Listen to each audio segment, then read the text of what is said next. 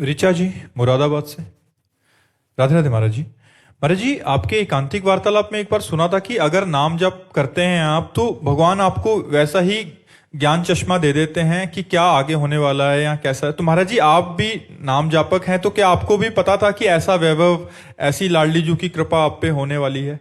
पहले आभास हो गया था? इसका कोई महत्व नहीं है, तो इस विषय में क्या चर्चा करें। ये वैभव, ये सम्मान, ये सब स्वाप्निक है। ये कोई हमारे भाग्य की बहुत बड़ी बात है क्या? क्या समझते हो आप? ये कोई महत्व वाली बात है क्या? हमें वृंदावन धाम मिला, हमें गुरुदेव भगवान मिले, हमें प्रियाजू का नाम मिला, हमें प्रियाजू की उपासना मिली। इस विषय में चर्चा करो, ये ठसक की बात है। ये हजारों लोग आ रहे हैं, जा रहे हैं, ये सब मायाकृत है, ये सत्य नहीं है। ये कल नहीं था, कल नहीं रहेगा, ये बीच में दिखाई दे रहा है। इसका कोई महत्व। वैभव क्या हमारे पास? वैभव क्या? वैभव भोजन को समझते हो, रुपया को समझते हो, बिल्डिंग को समझते हो? हम बचपन से जिस महान अखिल कोटि ब्रह्मांड नायक परात्पर ईश्वर की शरण में थे, वो वैभव हमारे साथ था। गंगा के किनारे कई कई दिन भूखे भी परमानंद में निमग्न थे। क्या ये रोटी दाल रुपया पैसा सेव संतरा ये वैभव है? अरे ये तो पापी पुरुषों के पास भी है। क्या पाप करने वालों को वो वैभव मिला, एक महात्मा को वैभव मिला तो क्या सौभाग्य का विषय हुआ क्या? ये वैभव कोई चर्चा का विषय नहीं। चर्चा का विषय श्री जी का भजन, श्री जी का चिंतन, श्री जी का समर्पण, श्री जी के प्रति कितना अपनापन है, ये बात खास है। इसका कोई महत्व नहीं, इसका कोई महत्व नहीं। प्रेरणा जी, कर्नाटक से। राधे राधे महाराज जी। महाराज जी, पूर्ण समर्पण दैनिक जीवन में वास्तव में कैसे दिखाई दे? जो भी हम जप करें, तप करें, दान करें, गृह कार्य करें, वो सब भगवान को समर्पित होना चाहिए, भगवत भाव से होना चाहिए। अपने को, अपने परिवार को, अपनी संपत्ति को, अपने घर को, अपने रिश्ते संबंधों को सब प्रभु के चरणों में समर्पित कर देना चाहिए। और भगवान की कथा श्रवण, भगवान की कथा कहने में, भगवान का नाम कीर्तन करने में, भगवान का नाम जप करने में रुचि उत्पन्न हो जानी चाहिए, तो पूर्ण समर्पण हो जाता है।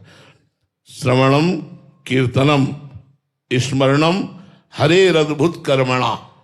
भगवान ने जो विविध लीलाएं की है उनका श्रवण करे, कीर्तन करे और स्मरण करे। जन्म कर्म गुणा नाम, भगवान के जन्म कर्म और गुणों का कीर्तन करने से समस्त कर्म बंधन छिन्न भिन्न हो जाते हैं, सर्व पाप नष्ट हो जाते हैं, हृदय निर्मल हो जाता है, अहंकार साधु संग से नष्ट होकर भगवान के चरणों में समर्पित हो जाता है, जीवन आनंदमय हो जाता है। बिना नाम जप किए, बिना भगवत कथा सुने, बिना संत सेवन किए समर्पण पूर्ण हो ही नहीं सकता।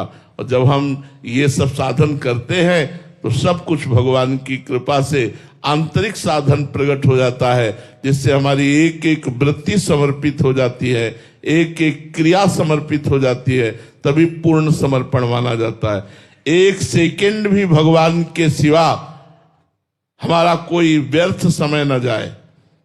एक एक क्रिया, एक एक वृत्ति जब भगवदाकार हो जाती, तब पूर्ण समर्पण का मतलब भगवत प्राप्ति ही होता है।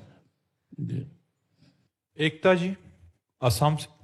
राधे राधे महाराज जी। महाराज जी, मैं अपनी भक्ति को इतना अड़िग कैसे बनाऊं कि ना तो संसार के विकार और लोगों के विचार मेरे मन की शांति और भगवान से मेरे संबंध को प्रभावित कर सके? निरंतर नाम जप। जब संसार का चिंतन ही नहीं होगा तो दृढ़ विश्वास भगवान में हो जाएगा। बट विश्वास अचल निज धर्मा, अचल धर्म में हो जाना दृढ़ विश्वास। नाम जप से शुद्ध ज्ञान प्रकट होता है। जैसे जैसे नाम जप करोगे वैसे वासनाएं नष्ट हो जाएंगी। जैसे जैसे नाम जप होगा वैसे वैसे भगवान प्राण प्यारे लगने लगते हैं, सब ठीक हो जाता है। नाम जपत आई सब सोही, देव सुबुद्धि कृपा करी मोई, पोई सुगुन माला रचो। नाम जपते ही वो पवित्र सुबुद्धि जागृत हो जाती है, जो भगवान में चित्त लगाती है, भगवान में मन लगाती है। नाम जप नहीं चलता है तो थोड़ी देर सत्संग सुना, फिर कुबुद्धि वही माया में ले जाती, फिर वही भोगों में ले जाती। इसलिए हमारी प्रार्थना है सबसे, लोक परलोक के जो सुख भी चाहोगे वो मिल जाएंगे। आप नाम जप करो, राधा राधा राधा राधा, राम राम राम राम, शिव शिव शिव, कृष्ण कृष्ण, हरि हरि। जो आपको नाम प्रिय हो, राम कृष्ण हरि, नाम जप करो। नाम जपने से दसों दिशाओं में तुम्हारा मंगल रहेगा, कभी अमंगल नहीं हो सकता। नाम चल रहा है, मृत्यु हो गई तो भगवत प्राप्ति हो जाएगी। नाम जप करो, नाम से भक्ति अचल अडिग अहेतुकी निर्भरा भक्ति का प्रादुर्भाव हो जाएगा, जो बड़ी दुर्लभ है। नाम जप करो। सविता बत्रा जी दिल्ली से। राधे राधे महाराज जी। महाराज जी, भगवान की ही मर्जी में राजी रहना, ऐसा महाराज जी थोड़ा मुश्किल लगता है। बड़ा कठिन, बड़ा वही आपने मुश्किल कहा, हमने कठिन कहा। बड़ा कठिन लगता है। अपनी मर्जी को भगवान की मर्जी में मिला दे, क्या कहना है फिर। उससे जैसा संत कहाँ है, उसके जैसा संत कहाँ है। जिसने हम राजी हैं उसी में जिसमें तेरी रजा है, ये बहुत बड़ी बात हो गई। ऐसा हो सकता है, कठिन है पर नामुमकिन नहीं, कठिन है। यदि हम संतों का संग करें, भगवान की महिमा सुने, भगवान का नाम कीर्तन करें, नाम जप करें, तो हमारा अहंकार भगवान को समर्पित हो जाएगा। ये अहंकार ही बाधा है भगवत इच्छा के विरुद्ध चलने की प्रेरणा, और भगवत इच्छा को अपने विरुद्ध मानना, ये अहंकार की चाल है। ध्यान से शब्दों को सुनना। भगवत इच्छा के विरुद्ध चलना और भगवत इच्छा को अपने विरुद्ध मानना, ये दोनों चालें अहंकार की हैं। और जब अहंकार समर्पित हो जाता है तो हृदय में आता है, जोई जोई प्यारो करे सोई मोहि भावे। जो जो प्यारे करते हैं वो मुझे अच्छा लगता है। चाहे वो बाहर से देखने में बड़ा भयावना हो, भारी विपत्ति हो, भारी अमंगल हो, लेकिन भक्त को उसमें भी मंगल दिखाई देता है, क्योंकि भगवान के द्वारा किया हुआ विधान कभी अमंगलकारी नहीं हो सकता। ये अहंकार ही बाधा है। ये अहंकार समर्पित हो जाए तो सर्वत्र राधा ही राधा है। ये अहंकार समर्पित हो जाए, बस इसी अहंकार समर्पण की साधना है कि खूब नाम जप करो, नाम कीर्तन करो, भगवत कथा सुनो, भगवत कथा गाओ, संतों का संग करो, संतों की सेवा करो, जिससे तुम्हारा हृदय पवित्र हो जाएगा। और पवित्र हृदय ही, निराभिमानी हृदय ही ज्यों ज्यों राखत हो त्यों त्यों रहियत हो हरि, ऐसा अनुभव करता है कि जैसे मुझे रख रहे हो मैं उसी में राजी हूं, उसी में संतुष्ट हूं। शिल्पा जी दुबई से। राधे राधे महाराज जी। महाराज जी, आपने बताया है कि भक्ति में जब आगे बढ़ते हैं तो पहले संतों के दर्शन होते हैं, तो महाराज जी संत के दर्शन किस स्वरूप में होते हैं? जैसे पूज्यपाद उड़िया बाबा अंतर ध्यान हो गए हैं, अब जब हमें दर्शन होंगे तो उड़िया बाबा के रूप में होंगे। वो हमारे साथ बातचीत करते हुए, हंसते, उपदेश देते हुए, दुलार करते हुए, जैसी हमारी भावना वैसे पूज्य भाई जी हनुमान प्रसाद पुदा जी वैसे भाई जी के रूप में दर्शन देंगे। तभी तो हम पहचान पाते हैं कि आज भाई जी के दर्शन हुए, आज उड़िया बाबा के दर्शन हुए, आज श्री चंद्र जी के दर्शन हुए, आज गुरु नानक साहब के दर्शन हुए, आज अमुक के दर्शन हुए। वो अपने पूर्व स्वरूप का ही दर्शन कराते हैं, क्योंकि अपने मुक्त स्वरूप का दर्शन कराए तो हम पहचान नहीं पाएंगे। जैसे भाई जी सहचरी बप्पू में आए तो हम नहीं पहचान पाएंगे, लेकिन भाई जी के रूप में आएंगे तो पहचान लेंगे कि पूज्य भाई जी महाराज हैं। तो ऐसे ही बड़े बड़े संत पहले अपने स्वरूप में आते हैं, फिर यदि साधक की चाह हुई तो अपने नित्य स्वरूप का दर्शन करा देते हैं। वंशिका जी गुवाहाटी से। राधे राधे महाराज जी। महाराज जी, क्या सच्चा भक्त भाग्य से ऊपर उठ जाता है या वो भाग्य को ही भगवान की इच्छा मानकर उसमें आनंद पाने लगता है? नहीं, भाग्य शरीर तक रहता है, भाव में नहीं। भाग्य का प्रभाव भक्त के शरीर में रहता है। जैसे हमारे भाग्य में लिखा था किडनी फेल होना, फेल है। हमारे भाव में तो किडनी फेल नहीं ना, भाव में हमारे किडनी फेल नहीं, लेकिन शरीर में किडनी फेल है। जो हमारा भाव सहचरी स्वरूप है उसमें तो किडनी फेल नहीं है। जो हमारा भाव दास्य स्वरूप है, जो हमारा भाव सख्य स्वरूप है, उसमें तो किडनी फेल नहीं है, लेकिन इस शरीर की किडनी फेल है। तो भाग्य का प्रभाव शरीर पर रहता है, भाव पर नहीं। भाव दिव्य होता है और भक्त शरीर में नहीं रहता, वो भाव में रहता है। भाव उत्सवेन भजताम रस काम धेनुम तम राधिका चरण रेणु महामेश्वरामी। वो भाव उत्सव में अपने इष्ट के चिंतन में मगन रहता है। प्रारब्ध और भाग्य इस शरीर पर प्रभाव डालता है, कभी सुखद, कभी दुखद, कभी अनुकूल, कभी प्रतिकूल, पर भक्त भाव में होने के कारण इन सब को बर्दाश्त कर जाता है, सबको सह जाता है। तो भाग्य का प्रभाव भाव पे नहीं, शरीर पर पड़ता है, भजन पर नहीं। भाग्य भजन पर नहीं। भजन से भाग्य बदलता है, भाग्य से भजन नहीं होता। भजन कृपा से होता है। हरि गुरु कृपा जब होती है तभी भजन में रति होती है। पूनम जी, साउथ अफ्रीका से। महाराज जी, भक्ति ज्यादा जरूरी है या सेवा? भक्ति करते करते सेवा छूट जाती है महाराज जी। भक्ति कैसी? जो सेवा छोड़वा दे, सेवा कोई तो भक्ति कहते हैं। अपने कर्तव्य का ठीक से पालन करते हुए भगवान का स्मरण करना, इसी का नाम भक्ति है।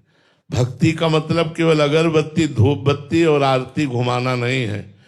भक्ति का मतलब है यदि युद्ध का अवसर है तो अर्जुन से भगवान आदेश कर रहे हैं अपने भक्त को, माम निस्मर युद्ध च, मेरा स्मरण कर और अपने कर्तव्य रूपी युद्ध का पालन कर।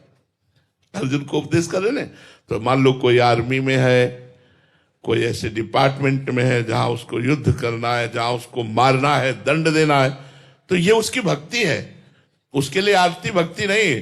तो भक्ति का हम लोगों ने बहुत कमजोर स्वरूप समझ लिया है कि अगरबत्ती और आरती लगाया इसी से हम भक्त हो गए। भक्त का मतलब ऐसा नहीं है। भक्त का मतलब है सोने से जागने तक, जागने से सोने तक जितनी क्रियाएं हैं वो सब धर्म पूर्वक करूंगा। अपने देश के लिए, अपने धर्म के लिए मैं अपने प्राणों को बलिदान कर दूंगा। और नाम जप करते हुए धर्म पूर्वक चलता है, वो महान भक्त है। भक्ति को बहुत कमजोर मत समझाए। हम कह रहे कभी तुम मंदिर न जाओ, जाओ अच्छी बात है, लेकिन तुम्हें समय नहीं मिलता है मत जाओ। तुम्हें समय नहीं मिलता मत आरती करो, लेकिन जवान से राधा राधा नाम उच्चारण हो रहा, अपने कर्तव्य का पालन कर रहे हो, आपको भगवत प्राप्ति होगी। इस बात को समझना है। चाहे व्यापार हो, नौकरी हो, किसानी हो, जो भी आप कर्म कर रहे हो वो भगवान को समर्पित कीजिए, यत् करोषि, और नाम जप कीजिए, हो गई भक्ति। भक्ति को आप एक छोटे दायरे में मत बांधिए। ये छोटे दायरे में बांध दिया गया है कि थोड़ा इत्र, थोड़ा चंदन, थोड़ा, इसी का नाम भक्ति नहीं। महान भक्त, अर्जुन जैसा भक्त कौन होगा? भगवान के आदेश पर ऐसे ऐसे महापूजनीय लोगों का वध हुआ, पूजनीय लोगों का, जिन्होंने अंगुली पकड़ के अर्जुन को चलाना सिखाया, जिन्होंने प्रत्यंचा चढ़ाना सिखाया, द्रोणाचार्य, उन तक का वध करवा दिया अधर्म के पक्ष में होने पर। भक्ति को समझना पड़ेगा। भक्ति का अगर सही स्वरूप समझोगे तो सामने भगवान भी आ जाए, अगर विपक्ष में है तो हम उनको भी ललकार देंगे, उनसे भी लड़ जाएंगे। जैसे भीष्म पितामह जी ने तान तान के भगवान के शरीर पर बाण मारे, और भगवान के महाभागवत भक्त है। श्री कृष्ण भक्त होते हुए भी श्री कृष्ण को मारा बाणों के द्वारा। यह है भक्ति का असली स्वरूप। क्योंकि मैं आपका पर्सनल हूं, आपके आदेश का और आपके हुक्म को मैं नहीं टाल सकता। जैसे जय और विजय, रावण और कुंभकर्ण बनते हैं तो भगवान राम का विरोध करते और जानते हैं कि स्वरूप से मैं जय विजय हूं और ये मेरे स्वामी भगवान नारायण है, भगवान हरि है। लेकिन लीला में अगर आ गए तो कहा राम रन हतोपचारी, अंतिम समय तक बोल करके वो यही गया। तो हमें जो रोल मिले, जो स्वांग मिले, वो हमें अच्छी तरह करना चाहिए इस संसार में। चाहे किसान हो, चाहे व्यापारी हो, चाहे नौकरी हो, ईमानदारी से करें, धर्म पूर्वक करें, घूसखोरी न करें, अधर्माचरण न करें, नाम जप करें, तो हमें भगवत प्राप्ति हो जाएगी, चाहे जो कोई हम हो। क्योंकि हम अपने कर्तव्य का पालन कर रहे हैं। कर्तव्य का पालन छूट जाए, मुझे ऐसा नहीं लगता। क्योंकि भक्ति करने वाले अर्जुन जी भगवान से कहते मैं संन्यास ले लूं, युद्ध नहीं करूंगा, भगवान ने मना किया तुम्हें संन्यास नहीं लेना, युद्ध करना है। इसका मतलब भगवान प्रधानता कर्तव्य कर्म की करवाना चाहते हैं, समाज को अपने कर्तव्य कर्म को करते हुए नाम जप करना। अब पति की अवहेलना, समय से उनको ऑफिस जाना, टिफिन न तैयार करना, उनके अनुकूल न रहना और पूजा का विस्तार खोल के बैठ जाना, ये भक्ति नहीं सिखाती। भक्ति सिखाती सबसे पहले उठो, उठकर भगवत चिंतन करो। अब ये विचार करो कि हमारे परिवार के किस सदस्य को कौन सी सेवा पहले चाहिए, उसका पति के लिए टिफिन बनाओ, उनको दोपहर के पानी की व्यवस्था, सुबह उनको नाश्ता कराओ, जब वो चले जाएं, बच्चे स्कूल चले जाएं, तब ठाकुर जी का पर्दा खोलो, फिर आरती पूजा करो। अब अगर ऐसी भक्ति करोगे जिसमें कर्तव्य छूट जाता है, तो वो भक्ति फिर घर में कलह पैदा कर देगी, अशांति पैदा कर देगी। और भक्ति कलह और अशांति के लिए नहीं है, भक्ति शांति और आनंद के लिए है। तो इसलिए हमारी बात को समझिएगा, भक्ति को ये ना समझिएगा केवल मूर्ति में ही भक्ति है, केवल तुम्हारे घर के सिंहासन में ही भक्ति है। क्या पति में, सास में, ससुर में, परिवार के जनों में या पत्नी में क्या भगवान नहीं है? अगर उनमें आप भगवान नहीं देखते हैं तो सिंहासन में कहां भगवान देख पाओगे? फिर तो तुम्हारा सब नाटक हो जाएगा, असली भक्ति नहीं होगी। संस्कृति शुक्ला जी भोपाल से। राधे राधे महाराज जी। महाराज जी, प्रेम लक्षणा भक्ति में डूबे भक्त की स्थिति कैसी होती है महाराज जी? पहली बात तो प्रेम अनिर्वचनीय तत्व है, इसके विषय में जो कुछ भी कहा जाए वो सब बाहरी बात होगी। अंतर की स्थिति तो केवल प्रेमी का हृदय ही जानता है। पर जिसके हृदय में प्रेम का प्रादुर्भाव होता है, प्रेम प्रवाह परे जन सोई, तब क्यों लोक वेद शुद्धि होई, जब हरिवंश कृपा करी। जब आचार्य और गुरु की कृपा से निरंतर नाम जप, शास्त्र स्वाध्याय, भगवत कथा श्रवण कीर्तन के प्रभाव से हृदय में प्रेम प्रकट होता है, तो वो लोक रीति और वेद रीति दोनों को नमस्कार करके केवल अपने प्रीतम के ही चिंतन में मगन रहता है। शरीर से यंत्रवत चेष्टाएं होती हैं, वो न करता है और न भोगता है, वो केवल अपने प्रीतम के चिंतन में मगन रहता है। गदगद सुर नैना सजल, दंपति रस रहे भीन, ईगित बिंदा विपिन में फिरे प्रेम तल्लीन। आंखों से अश्रु प्रवाह बह रहा है, हृदय में प्रिया प्रीतम का ध्यान है, मुख में उनका नाम है। इस तरह से प्रभु के नित्य धाम में शरीर कहीं भी रहे, वो नित्य धाम में मना स्थिति होती है। ऐसे प्रेमी जनों को न भोजन अच्छा लगता है, न नींद अच्छी लगती है, न बहुत बात अच्छी लगती है, न विषय भोग अच्छा लगता है, न अच्छा कपड़ा पहनना, न व्यवहार करना। वो बस एक मन अपने प्रीतम में ही, ना काहू शो बोलिबो, ना कोई व्यवहार, अपनी कुंवरी किशोरी को जियत निहार निहार। न किसी से बोलना, न किसी से उपदेश करना, बस अपने प्रीतम के चिंतन में डूबा हुआ, अशुभ प्रवाह करता हुआ, हा कृष्ण हा कृष्ण, हा राधा, इतने से उसको फुर्सत ही नहीं है। रूप समा गया नेत्रों में। गोपीजन उद्धव जी से कहती, उद्धव मन न भय 10-20, एक हुतो सो गयो श्याम पर, को आराधे ईस। अब एक था सो श्याम सुंदर ने ले लिया, अब मन श्याम सुंदर के पास है, तो अब आराधना तुम जो उपदेश कर रहे हो वो कौन करे? तो प्रेमी सुने न काहू की कही, कहे ना अपनी बात, नारायण वा रूप में मगन रहे दिन रात। ना किसी की सुनता है, ना किसी को सुनाता है, बस एकांत मन हो जाता है और वो अपने प्रीतम के चिंतन में डूबा रहता है। नहीं खान पान ते भावे है, नहीं कोमल वसन सुहावे है, सब विषय लगे ते खारा है, हरि आशिक का मग न्यारा है। हरि के प्रेमी का मार्ग ही अलग निराला होता है। उसे शरीर संबंधी खान पान, कपड़ा लत्ता, व्यवहार, रिश्ते नाते, ये सब दूर हो जाते हैं। वो एकांत प्रिय रहता है। समाज में भी बैठा है तो अंदर से वो एकांत है।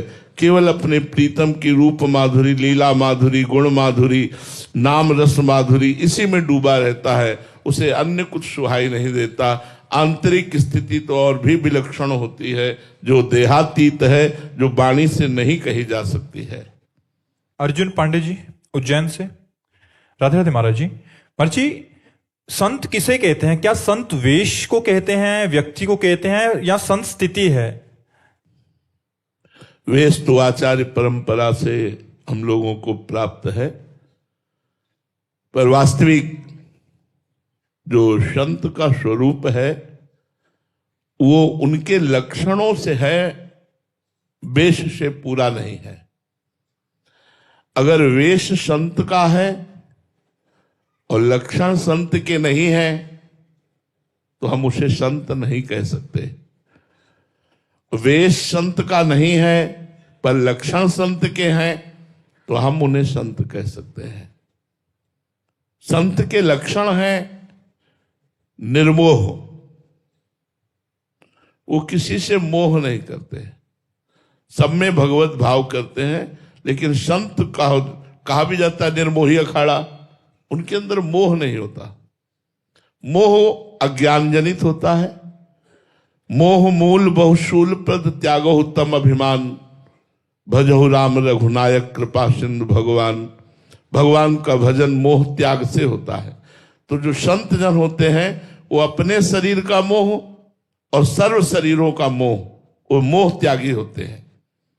दूसरा, वो मान त्यागी होते हैं। उनमें किसी भी तरह के मान सम्मान की लालसा नहीं होती। मान सम्मान प्राप्त होने पर उन्हें न दुख होता है न सुख होता है।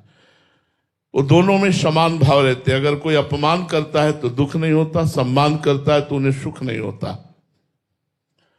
और किसी भी कुसंग में उनके अंदर कुभाव नहीं आ सकता। जित संग दोषा होते हो, संग दोष का प्रभाव संतों के हृदय में नहीं होता। जो रहीम उत्तम प्रकृति का कर सकत कुसंग, चंदन विष व्यापत नहीं लपटे रहत भुजंग। ऐसे ही चाहे जितने भी गलत आचरण वाले उनके साथ हो जाएं तो भी उनके मन में कभी गलत आचरण का भाव नहीं आएगा। ऐसे वो संत होते हैं। निरंतर अपने स्वरूप में या भगवान के चिंतन में जो डूबे होते हैं वो संत होते हैं। जिनके अंदर किसी भी तरह की कोई कामना नहीं होती, लोक परलोक की, वो संत होते हैं। समस्त दुखों को भगवान का कृपा प्रसाद समझकर सहन करना, तितिक्षवा, ये संत का बहुत बड़ा लक्षण है। गर्मी, सर्दी, मान, अपमान, निंदा, स्तुति, रोग, शोक, दुख सब एक साथ टूट पड़े तो भी वो विचलित नहीं होंगे। भगवान का चिंतन नहीं छूटेगा। भगवान के चिंतन में रत रहते हुए समस्त दुखों को सह लेना। और सबसे बड़ा गुण होता है भगवान का स्मरण। एक क्षण के लिए भी भगवान का स्मरण न छोड़ना। समस्त द्वंद्वों में समान भाव रखना, सुख दुख में समान भाव रखना, मोह रहित होना, मान रहित होना, किसी भी दोष का प्रभाव संग दोष न पड़ना, समस्त कामनाओं का त्याग हो जाना, निरंतर आत्मस्वरूप भगवान में चित्त का रमण करना, यही संतों के लक्षण है। ये जो बाहरी कपड़ा जो है ये हम अपने आचार्य परंपरा से प्रदत्त वेश को धारण किए हुए हैं। ये आचार्य परंपरा से प्राप्त वेश है। वेश और लक्षण दोनों हो तो भी क्या कहना हो तो महापुरुष है। लेकिन लक्षण है, वेश नहीं तो वो संत है। वेश है, लक्षण नहीं तो वो संत नहीं है। तभी एक पद में भगवत रसिक जी ने लिखा है, वेशधारी हरि के उर शाले। वेश है पर लक्षण नहीं तो ऐसे आचरण करेंगे जिससे भगवान का नाम बदनाम होगा, भगवान को कष्ट होगा। इसलिए वेश की प्रधानता तब मानी गई है जब लक्षण उनमें विराजमान हो, भगवान नाम विराजमान हो, निरंतर साधुता के लक्षण हो। साधु गोस्वामी तुलसीदास जी कह रहे हैं, कभों कहो या रहानी रहोगो, श्री रघुनाथ कृपालु कृपाते साधु स्वभाव गहोगो। साधु स्वभाव, परुख बचन अति दुषा श्रवण सुनते पावक न दहोगो। चाहे जितना कोई कड़ुआ भूल जाए, हृदय में हमारे कभी ताप नहीं पैदा होगा। उसे सहन कर ले, ये साधु हृदय होता है। परहित निरत निरंतर मन कर्म वचन नेम निभाओगे, मन से वचन से कर्म से दूसरों का हित करना, ये साधु का स्वभाव होता है। जथा लाभ संतोष सदा काहू सो कछ न चाहोगे, चाहे जैसी परिस्थिति प्रभु दे दे उसी में राजी हैं, उन्हें संत कहते हैं। जो इन सब लक्षणों से युक्त होते हैं वो भगवान के निज पार्षद होते हैं, चाहे वेश हो या ना हो। जैसे विभीषण जी का वेश नहीं है साधु का, जब भगवान के समीप आए तो राजमंत्री वेश में है। रावण राजा है और उनके भाई भी हैं विभीषण जी, और मंत्री भी हैं, तो राजमंत्री के वेश में है। लेकिन जब भगवान से मिले तो श्री भगवान ने कहा, तुम सारीखे संत प्रिय मोरे, धरो देह नहीं आननी हो रे। तुम्हारे जैसे संतों के लिए मैं अवतार धारण करता हूं। विभीषण जी को संत कहा भगवान ने, वेश नहीं है, लक्षण है सब संत के। कैसे लक्षण? जैसे रावण ने, जब विभीषण जी ने हाथ जोड़कर कहा कि सिया जी को वापस कर दो, आप भारी अपराध कर रहे हो, इससे भगवान बड़े कृपालु हैं, आपके सारे अपराध क्षमा करके आपको गले से लगा लेंगे। एक लात मारी। फिर भी विभीषण जी ने हाथ जोड़कर कहा, तुम पितु सरिस भले ही मोहि मारा, राम भजे हित नाथ तुम्हारा।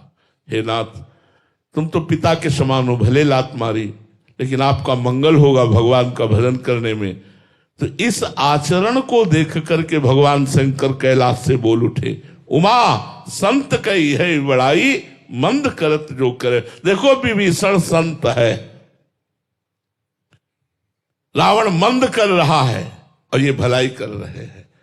करत मंद जो करे भलाई, उमा संत कही है बड़ाई।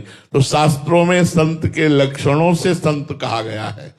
तो वेश मात्र को हम इसलिए प्रणाम करते हैं कि आचार्यों द्वारा प्रदत्त वेश है। अगर हम उनमें गुण दोष देखने लगेंगे तो अपराध की भावना बनेगी। संत तो सब भगवंत से भी अधिक है, ऐसी हमारी भावना रहनी चाहिए। सातों सब महिमय जग देखा, मोते अधिक संत कर लेखा।